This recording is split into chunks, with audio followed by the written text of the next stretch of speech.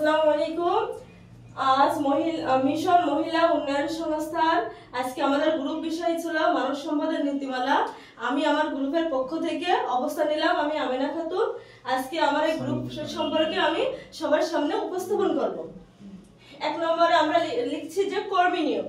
আমরা যেহেতু যখন কর্মী নিয়োগটা আমরা দুইভাবে কর্মী নিয়োগ হয়, একটা হলো সরাসরি পদ্ধতিতে, একটা হলো ভার্চুয়াল পদ্ধতিতে। সরাসরিটা কি, যারা সরাসরি যেয়ে হলো কাগজপত্র জমা দেবে, আর একটা হলো ফোনের মাধ্যমে সিভি ডাটা এগুলো প্রদান মানে করবে। এক নম্বর গেল। দুই নম্বর আছে যে মাতৃকালীন ও পিতৃকালীন ছুটি। মাতৃকালীন ছুটি কি, কোনো কর্মী যখন মাতৃকালীন থাকবে তখন তাকে হলো ছুটি প্রদান করা হবে। এবার পিতৃকালীন ছুটিটা কি, যখন কোনো কর্মীর স্ত্রী যখন ডেলিভারি হবে তখন তাকে টেক কেয়ারের জন্য একটা প্রয়োজন হয়, তো সেজন্য পিতৃকালীন ছুটিটাও বরখাস্ত করতে হবে। 3 নম্বরে আমরা লিখছি যে দুই প্রকার দণ্ড আছে, একটা হলো লঘুদণ্ড আর দুই গুরুদণ্ড।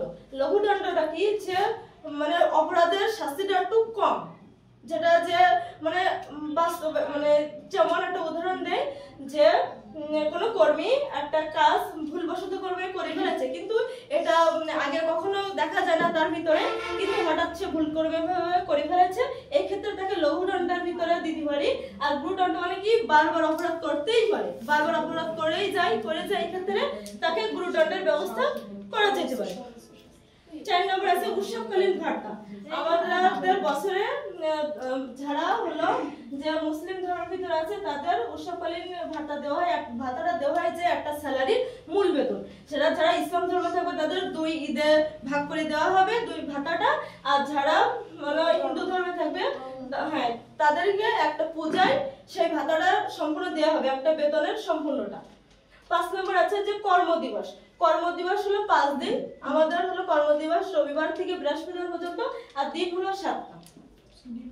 কমিটি 6 নম্বর আছে কমিটি নির্বাচন। সর্বদা বিজয় সংখ্যা থাকবে। যেহেতু বিজয় সংখ্যা থাকবে কেন, যে কমিটি বিজয় সংখ্যা রাখার কারণ হলো যে কমিটি যত বেশি হলো সাপোর্ট দেবে সেটাকে সেই অনুযায়ী কাজ করা হবে।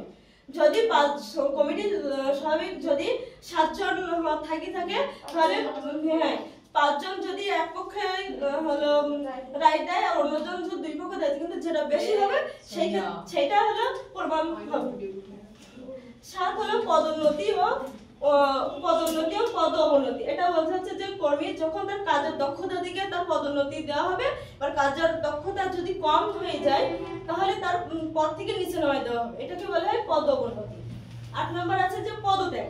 যখন কর্মী হয়তো এখন একটা চাকরি করতেছে, এই চাকরি থেকে সে একটা ভালো করে একটা চাকরি পেয়ে গেল, সেই ক্ষেত্রে সে 1 মাস আগে হলো দরখাস্ত করবে, না হলে তাকে হলো পুরো 1 মাসের বেতন ছেড়ে চলে যেতে হবে। 9 নম্বর আছে জরুরি বা প্রয়োজনীয় ছুটি। যখন যেমন আমার সবার যে কর্মীর পরীক্ষা হইতে পারে, সেই ক্ষেত্রে সে আগে থেকে একটা দরখাস্ত দিবে, না দরখাস্ত দিয়ে ছুটি নেবে। আর ইমার্জেন্সি ছুটিতে মানুষের থাকতে পারে যে হঠাৎ সে অসুস্থ হয়ে গেছে, সেই ক্ষেত্রে তো দরখাস্ত প্রদান করে তো সে ছুটি কাটাতে পারবে না, সেই ক্ষেত্রে ছুটি কাটানোর পরে সে দরখাস্তটা প্রদান করবে। 10 নম্বর আছে যে বরখাস্ত। বরখাস্ত যখন কর্মীর বরখাস্তটা কি, যে সাসপেনশন। যখন সে চাকরির ক্ষেত্রে তাকে ভুল ত্রুটি দেখা দেবে, সেই ক্ষেত্রে তাকে কিছুদিনের জন্য সাসপেনশনে রাখা যেতে পারে, কিন্তু সাসপেনশনে যখন রাখা যাবে তখন তার বেতন যে মোটেও দেওয়া যাবে না, এটা বলা যাবে না। তার যে বেসিক বেতন, সেই বেসিক বেতনের 50% দেওয়া হবে। 11 নম্বর আছে ভ্রমণ ভাতা। যে বছরে একটা তাদের জন্য একটা ভ্রমণ ভাতা থাকবে। 12 নম্বরে আছে যে বেতন বৃদ্ধি কাজের উপর ভিত্তি করে। যখন যে কর্মী বেতন মানে যে জবটা করতেছে, তাছাড়া যদি তার জবের পারদর্শী যদি বেশি থাকে, ওপর লেভেলের কাজে যদি তার কাজটা যদি দেখানো যেতে পারে যে কাজটা করতে, তাছাড়া ওপর লেভেলের কিছু কাজে তার হলো পারদর্শী হয়ে গেছে, সেই ক্ষেত্রে তার একটু স্কেল বাড়িয়ে দেওয়া হবে, যে বেতন ভাতাটা একটু বেশি দেওয়া যাবে। হ্যাঁ। আর 13 নম্বর আছে যে অভিযোগ প্রমাণের পদ্ধতি। অভিযোগটা কি, যখন কর্মীর ওপরে, যখন তার ওপরের নির্বাহী কর্মকর্তা তার ওপরে ছাড়া যদি তার উপর কোনো অভিযোগ করে, সেক্ষেত্রে তার একেবারে চাকরি থেকে বাদ দেওয়া যাবে না, একসঙ্গে বাদ দেওয়া যাবে না, তাকে এটা বিষয়ে তার সাথে জানাতে হবে। জানাইয়ে তাকে সুযোগ দিতে হবে। তার যে মানে তার তো কোনো কারণে একটা অন্যায় অপরাধ করতে পারে, সেইটা তাকে বলার সুযোগ দিতে হবে। তাছাড়া সে এক চামচে তার চাকরি থেকে বাতিল করে দিতে পারবে না। যাতায়াত খরচ, যাতায়াত খরচটা কি, যে যাতায়াত খরচ এটা মাসের ভিতরে মাসে এটা অ্যাড করে দিতে পারে, তাছাড়া প্রতিদিনের খরচটা প্রতিদিন দিতে পারে। আর 15 নম্বরটা হচ্ছে অফিস সময়টা যদি 9টা থেকে সাপোজ 9টা থেকে যদি 5টা পর্যন্ত হয়, এর জন্য দুপুরের একটা ভোজের জন্য একটা সময় দিতে হবে। এই বলে আমার এই গ্রুপ ওয়ার্ক আলোচনা করলাম। এই বলে আমার হ্যাঁ আমাদের এই গ্রুপ ওয়ার্ক সম্পর্কে আমি যে কথাগুলো বললাম এটাই এবার আমি আমার এটাই দিতে চাচ্ছি।